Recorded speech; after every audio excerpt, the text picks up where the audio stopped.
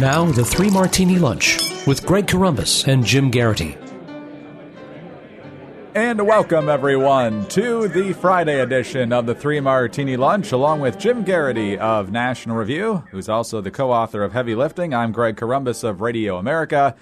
Good, bad, and crazy martinis for conservatives today, but we begin with a thoroughly depressing update on one of our bad martinis from yesterday, and that is that the House of Representatives this Friday morning has overwhelmingly passed the omnibus bill, 316 to 113. Even more depressing, Republicans not only provided the necessary votes to get this over the top, a strong majority of Republicans did so, 150 to 95 among Republicans. And Jim, a lot of the usual suspects here who just don't want to see the government shut down, committee chairs, people with a lot of government employees in their districts. But some conservatives in here, too, that really surprised me. Tom Price is now a budget committee chairman. Maybe that had to factor into it, but he supported it. Bill Huizenga in Michigan. David Jolly, running for Senate in Florida, voted for this. Ron DeSantis in Florida, who's also running for Senate, did not. Barry Loudermilk, a very strong conservative, or at least ran as one in Georgia, voted for this.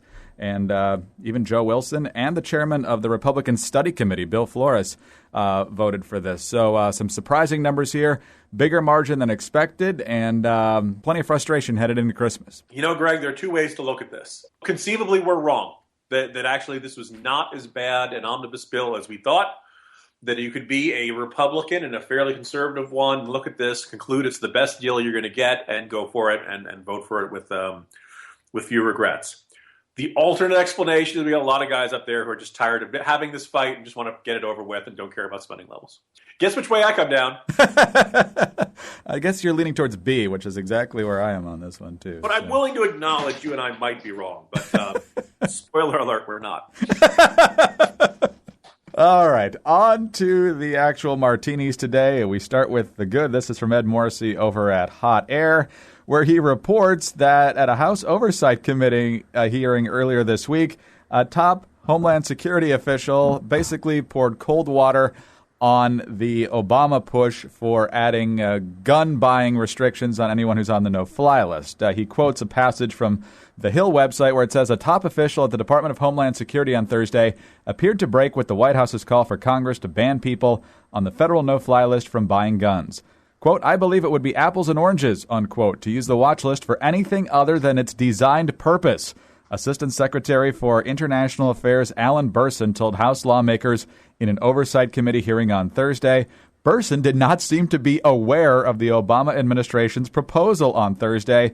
He also told lawmakers, quote, less than 0.1% of the tens of thousands of people on the federal no-fly list are Americans. So, Jim, as Ed Morrissey points out, the fact that there was no coordination between the White House and Homeland Security on this means it's more for show than for policy.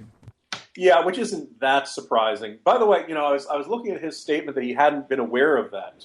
If only the president had told the country he wants this in some sort of maybe even Oval Office address. You know, you have to do it on a Sunday night or something where he usually never does it or something like that. Maybe he was watching that DHS guy was watching the football game that night. He totally missed the president had been good. I salute this guy. I'm glad he's pointing out something obvious. Actually, we had an interesting discussion about this earlier this morning, Greg. One of the things I think is kind of getting obscured in the completely correct, justifiable argument for most Republicans and most Second Amendment defenders that, hey, you shouldn't have your constitutional rights limited because some bureaucrat somewhere decides they've decided you're suspicious and they're putting you on a list. Alternately, you have the same name as somebody who's considered to be suspicious or dangerous. But you know what I think we're kind of all dancing around in this discussion, Greg? What's that? Maybe the list should mostly consist of people who are genuinely terrorists. There's a thought. Right? I mean, ultimately, this no-fly list with all of these names and all these stories of infants who can't get on board because they have the same name as some terrorist and Stephen Hayes and Ted Kennedy and all these examples. If we really had good confidence to believe the list was almost entirely people who were genuinely dangerous, who genuinely shouldn't be getting on an airplane, people who genuinely should be monitored by the government, we'd all feel differently about this. But instead, the no-fly list and the terror watch list have basically turned into another healthcare.gov. They've turned into another OPM. This is a very incompetent government that makes tons of errors all the time, and it's not careful, and it's not accountable, and it's not responsible, and that's why nobody wants to expand this idea. So maybe, his point about this will kind of get the ball rolling at some point in some future administration of cleaning up the no-fly list and the terror watch list. That would certainly be nice. That would certainly be nice. And a good, coherent policy towards confronting the terrorists overseas, perhaps, would be good as we transition to our bad martini for the day. Chuck Hagel in the good martini. Mark this day down for that reason. But he is interviewed extensively in Foreign Policy magazine, foreignpolicy.com. Quote, while the White House sought to stay out of the conflict in Syria, the Islamic State's lightning advance into northern Iraq in June 2014 came as a jolt to the administration, Hagel said. Asked at a press conference in August of that year about the nature of the threat posed by the Islamic State, Hagel told reporters that this is beyond anything that we've seen. Some administration officials were not happy with Hagel's description and he said, I got some criticism from the White House. He then got accused of trying to hype something, overstate something, and make something more than it was. I didn't know all of it, but I knew we were up against something here that we had never seen before, and in many ways we were not prepared for it. And he talked about going to NATO meetings and other people from around the world, his counterparts essentially, saying, what are you doing? Where is this going? So Chuck Hagel shedding some light on what we pretty much already knew to be the case, given out-of-touch comments and actions by the president on this policy. There's a lot of score settling in that interview. There's a lot of him, arguing that no one listened to him, that he wasn't given the respect that he deserves. We can point out that some of this is going to be an element of bitter former, cabinet official, lashes out at administration that didn't appreciate him. Having said that, his account there, Greg, contends that Susan Rice is the most horrible person in the world. Right. Fact check, true. Right. It's not like anybody's going to say, "Oh, that doesn't sound like what we know." And the overall portrait is an administration that didn't want to acknowledge that the rise of ISIS and the threat was growing, that very much wanted to avert its eyes from it, and that once it did have it, it held long meetings with not much, a lot of questions asked and a lot of discussion, but no conclusions and no decision, which kind of rings true with everything else we've seen from this administration. And so basically, much belatedly, we have a defense secretary who sees the exact same president that most of us have seen since 2007 or so, or perhaps even earlier. Wouldn't this be 3 for 3 in former Obama defense secretaries who have had less than wonderful things to say about him after leaving office? Oh, that's a good point. Here's the thing. Ultimately, when it comes to Democratic administrations, the secretaries of defense and the heads of the national security agencies come in two varieties.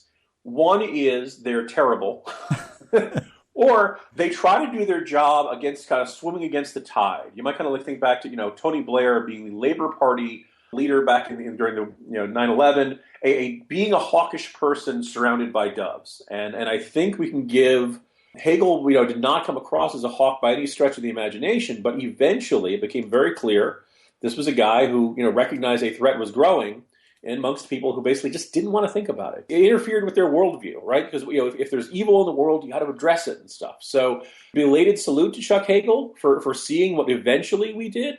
We saw, where we were seeing from the beginning, but just kind of maddening that it takes so long for them to recognize this. And, that sounds like from where he sees it, we still don't know what this administration wants to do and how they're going to handle the threat of ISIS. I think the idea is run out the clock and let some future president deal with it.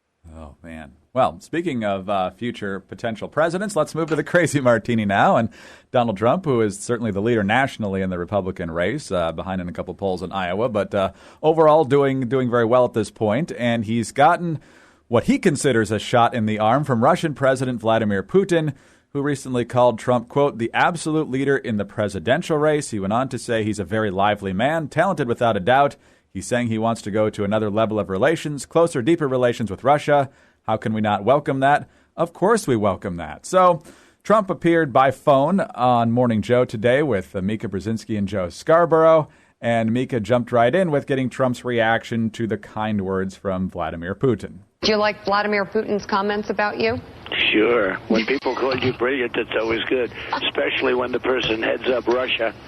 Yeah. Well, I mean, also as a person that kills journalists, political opponents, and invades countries. And invades countries. Obviously, that it would be a concern, would it not? He's running his country, and at least he's a leader, unlike what we have in this country. Yeah, but again, he kills journalists that don't agree with him. Well, I think our country does plenty of killing also, Joe. So, So, Jim. And then later on, he talked about the polls, of course, and Putin's had over 80% in the polls in his country. Big shock, while Obama's only in the high 30s or low 40s. So as long as you're a world leader who's got good poll numbers, Trump's your buddy. I'm sure at some point there's some Trump fan who's making some argument like, yeah, those dissident journalists had it coming, and Crimea was just sitting there for somebody to take. It's really depressing. It's really, really depressing because it's just like a non-stop, because further that, it's like, Joe, a lot of people get killed in this world. Sometimes they're killed by Putin, sometimes they're killed by Americans. There's a lot of killing in this world. What are you going to do?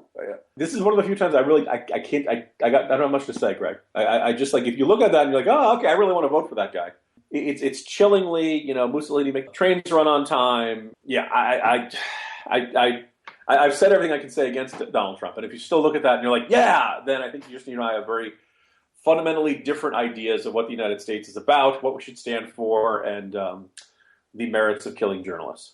One of the big narratives throughout this Republican primary debate has been, who's the guy that can stand up to Putin? Because Obama keeps getting played over and over, whether it's on the Syrian red line or the Iranian nuclear deal or even Ukraine, what have you. And then for this to be a really good thing for the leader of Russia, the ex-KGB guy, to be thinking you're a great choice to be the leader of the U.S., that you would embrace that, is a little bit odd. So more than a little bit odd, actually. Jim, on that bizarre note, I assume you're off to the theater. I haven't decided whether in my mind you're likely to dress up as anyone from Star Wars this weekend, but enjoy it. I'll be seeing it in a few days, I'm sure. It's actually, here's the thing, Greg. I saw it last night. Oh, you did? I did. I'm just going to give one. Yeah, I know everybody's very sensitive about spoilers for good reason, so here's the deal. Wow. Loved it, huh? Yeah, it's a wow. It's here's the non-spoiler comparison I will make. You ready? Sure. You remember in 1996 at the Olympics, the gymnastics finals, Kerri Strug? Yes. She breaks her ankle like right before her final routine, and she can barely walk on it. And you're like, oh my God, she's got to run up and do, I don't know if it was the pommel horse or whatever it was. The vault, yeah. And it's like impossibly hard to do under good circumstances. She's got a broken ankle. She can barely walk. And, was it Bella Caroli? Yes. You can do it, Kerri. You can do it. I cannot do it, but you can do it. Yeah. And somehow, some way, Kerri Strug manages to do it and stick the landing. J.J. Abrams sticks the landing. Wow. There are so many things that could have gone wrong with this, that could have been off key or no, that could have seemed to. No, he really does it. And you can't believe just how satisfying it is. Now, maybe I'll watch it a second time this weekend with the kids, and something will seem off to me or something. But there was stunned, satisfied silence when the movie ended last night. It was really kind of incredible. Wow. Well, that's certainly... So there is a good way to... That's the good martini of the day, Greg. There you go. Well, if you go again, have a great time, and we'll talk to you again on Monday. See you Monday, Greg. Jim Garrity of National Review. I'm Greg Columbus of Radio America. Thanks for being with us today, and be sure to tune in again on Monday for the next 3 Martini Lunch.